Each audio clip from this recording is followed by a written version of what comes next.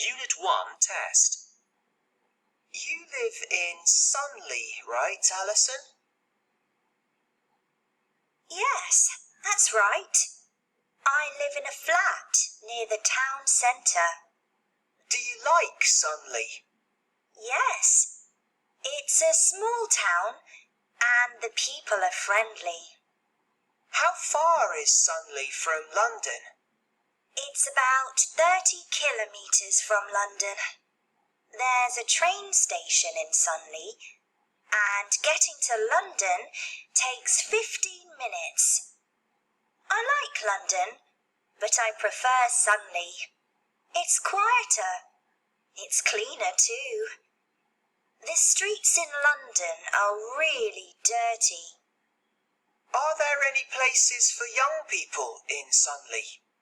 Well, there are 2 cinemas and there's a modern sports centre with a swimming pool. What about shops? Sunley has got a big shopping centre and there are some nice shops in the high street, but the shops in London are better.